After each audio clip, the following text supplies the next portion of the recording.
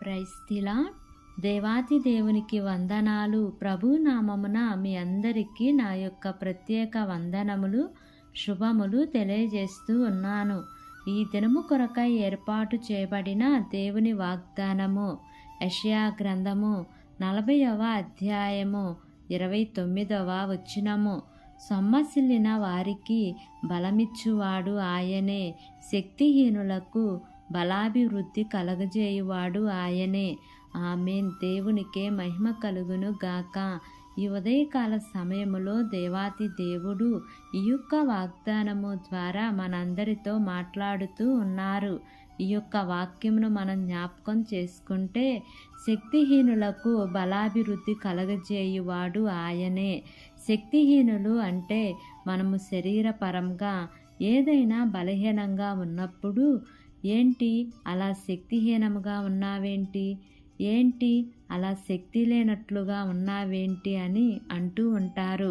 అలాగే లోకములో ఒక బలమైనటువంటి ధనవంతుణ్ణి చూసి మనము వారితో ఢీకొనలేమండి, వారు చాలా శక్తిమంతులండి, వారికి రాజకీయ పలుకుబడి ఉందండి, వారికి ధనబలము బంధుబలగము ఉందండి, వారు చాలా శక్తిమంతులండి, వారితో మనము ఢీకొనలేము, వారితో మనము మాట్లాడాలి అంటే మన శక్తి చాలదండి, మనము శక్తిహీనులమండి, వారైతే ఏ కార్యమైనా చేయగలరు కానీ మనము చేయలేము అని ఇలా మనల్ని మనము ఏమనుకుంటాము అంటే, మనల్ని మనము తక్కువ ఆలోచించుకొని శక్తిహీనతలోనికి వెళ్ళిపోతూ ఉంటాము.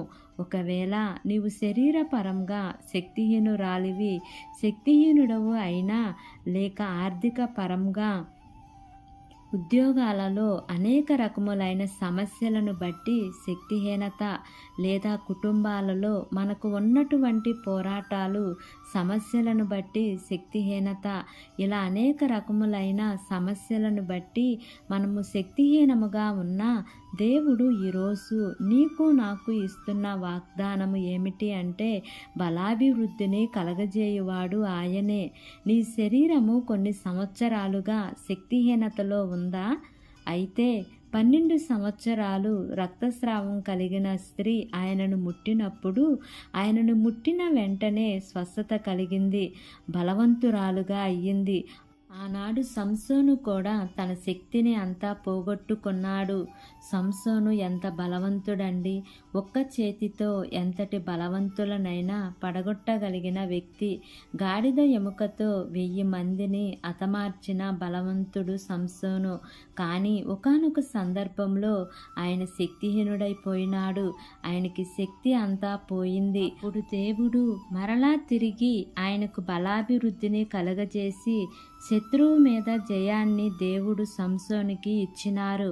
మరి ఉదయకాల సమయమున ఈ యొక్క వాక్యము వింటున్న ప్రియా సహోదరి సహోదరుడా, నీవు ఏ ఏ విషయాలలో శక్తిహీనురాలుగా ఉన్నావేమో, అయితే శక్తిహీనులమైనటువంటి మనకు ఆయన బలాభివృద్ధిని కలగజేసేది ఆయనే గనుక, నీకు అన్ని విషయాలలో బలాభివృద్ధిని కలగజేస్తాను అని దేవుడి ఉదయకాల సమయమున వాగ్దానం చేస్తూ ఉన్నారు. కాబట్టి ఈ వాగ్దానంను నమ్మి ఈ వాగ్దానం ప్రకారంగా జీవిద్దాం.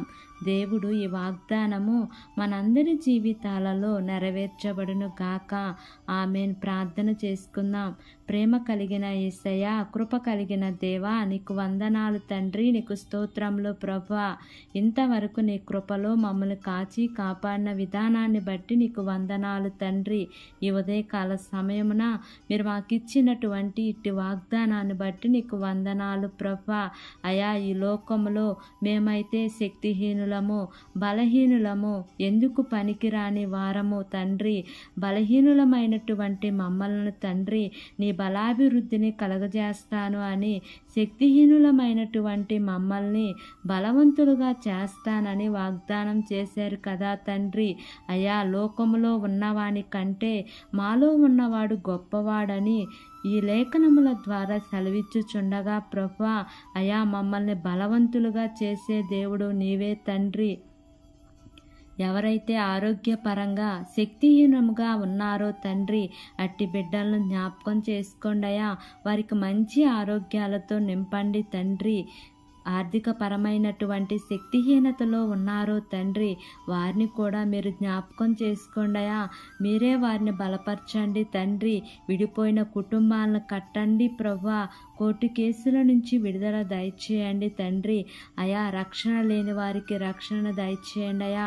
చదువుకుంటున్న బిడ్డలకు మంచి జ్ఞానమును, జ్ఞాపశక్తిని దయచేయండి ప్రభువా. ఉద్యోగాలు లేని వారి కోసం ప్రార్థన చేస్తున్నాను తండ్రి. వారికి ఉద్యోగాలను మీరు ఇప్పించమని అడుగుచున్నాను దేవా. అయా, మా దేశాన్ని పరిపాలిస్తున్న ప్రతి అధికారుల కుటుంబాలను జ్ఞాపకం చేసుకోండి అయా. మా దేశాన్ని, దేశ ప్రజలను మీరు దీవించండి, ఆశీర్వదించమని మిమ్మల్ని వేడుకుంటున్నాను ప్రభువా.